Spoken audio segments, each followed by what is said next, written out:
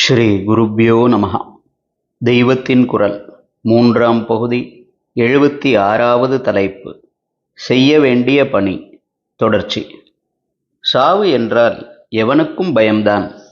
ஆயுஷ் முழுக்க நாஸ்திகனாக இருந்தவன் கூட அந்திம காலத்தில் ஏதோ ஒரு பெரிய சக்தியின் கையில்தான் இருக்கிறோம் என்று கொஞ்சமாவது தெரிந்து கொள்ளாமல் இருக்க மாட்டான்.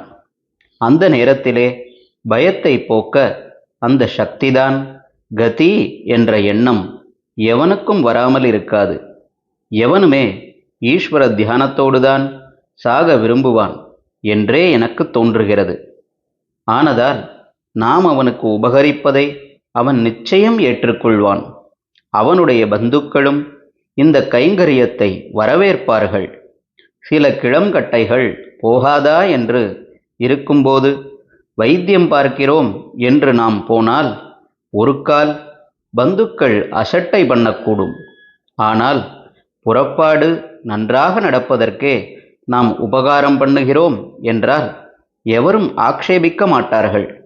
அதிலும் நாம் அவர்களுக்கு எந்த செலவும் சிரமமும் வைக்காததால் நிச்சயம் ஆக்ஷேபிக்க மாட்டார்கள். ஆனதால் நாம் இப்படிப்பட்ட தொண்டு செய்கிறோம் என்று தெரிந்துவிட்டால் அவர்களே நம்மை கூப்பிடுவார்கள். கூப்பிடாவிட்டாலும் நாம் போக வேண்டும். அவர்கள் கடும் நாஸ்திகர்களாக இருந்து ஆக்ஷேபித்தால் கொஞ்சம் எடுத்துச் சொல்லி பார்க்கலாம். அப்படியும் கேட்காவிட்டால் திரும்பிவிடலாம். ஆனால் அப்போது கூட கோபமில்லாமல் சாகிற ஜீவனுக்கான பிரார்த்தனையை நமக்குள் செய்து கொள்ள வேண்டும். மொத்தத்தில் மான அவமானம் பார்க்காமல் நம்மால் முடிந்த தொண்டை செய்ய பாடுபட வேண்டும்.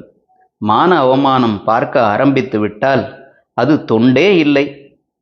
செய்ய வேண்டியது என்னவென்றால், பிராணாவஸ்தையில் இருக்கிறவர்களிடம் கோயில் பிரசாதத்துடன் போக வேண்டும். அவர்களுக்கு கங்கா தீர்த்தம் கொடுக்க வேண்டும். விபூதி இட வேண்டும். துளசியை வாயில் போட வேண்டும். அவர்கள் பக்கத்தில் உட்கார்ந்து கொண்டு சிவ சிவ சிவ சிவ என்றோ ராம ராம ராம ராம என்றோ உறக்கச் சொல்ல வேண்டும். உறக்கச் சொல்ல வேண்டியது அவசியம். ஜீவன் காதிலே அது பட்டு மனசை திருப்ப வேண்டுமாதலால் உயிர் போகும் வரையில் இப்படி நாமஜபம் செய்வதுதான் சிரேஷ்டம். ஆனால் பிராணாவஸ்தையிலேயே ஒரு ஜீவன் மணிக்கணக்காக இழுத்து கொண்டிருந்தால் என்ன பண்ணுவது? நமக்கு மற்ற காரியம் இருக்கத்தானே செய்யும். அதனால் பக்கத்தில் பந்துக்களில் யாராவது ஒருத்தர் முறை போட்டுக்கொண்டு உட்கார்ந்து நாமஜபம் பண்ணும்படியாக ஏற்பாடு செய்துவிட்டு நாம் நம் கடமையை கொஞ்சமாவது செய்தோம் என்று புறப்பட வேண்டும். குறைந்தபட்சம் சிவநாமாவோ ராமநாமாவோ 1008 தடவையாவது நாம் ஒரு ஜீவனுக்காக சொல்ல வேண்டும். இப்படி பல பேர் சொன்னது அந்த ஜீவனுக்குள்ளே போய் தானாக அது உள் நினைவில் பகவானை நினைத்து கொண்டிருக்கும்படியாக பண்ணியிருக்கும் என்று வைத்து கொள்ளலாம். ஆனால் இது இரண்டாம் பட்சம்தான். நாம் கடைசி வரை இருக்க முடியாமல் வந்துவிட்டாலும் கூட ஒரு ஜீவன் பிரிகிற போது அங்கு பகவன் நாம சப்தம் இருக்கும்படியாக அவனுடைய பந்துக்களையாவது ஜபிக்கும்படி ஏற்பாடு செய்துவிட்டு வருவதே ஸ்லாக்கியம். ஹரஹர சங்கர, ஜெய ஜெய சங்கர.